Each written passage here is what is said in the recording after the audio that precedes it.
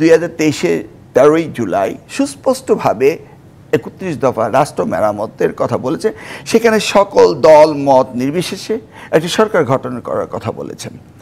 আজকে বিএনপি বামপন্থীদের সাথে বসছেন, কারণ সকলে মিলেই তো একসাথে এই আন্দোলন করেছে।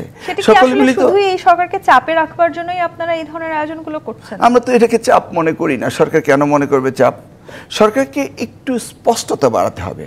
ধরুন আপনি পরীক্ষার্থী পরীক্ষা দিবেন, আপনি কি অ্যাটলিস্ট জানবেন না কোন মাসে পরীক্ষা দিবেন?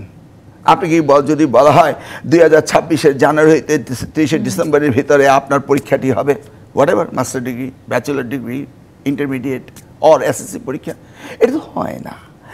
তাহলে আপনি তো বলতে পারতেন যে 15 ফেব্রুয়ারির আগে, ডিসেম্বর 31 পরে। তো এটাকে তো ন্যারো ডাউন স্কুইজ করা তো কোনো বিরাট বিষয় না।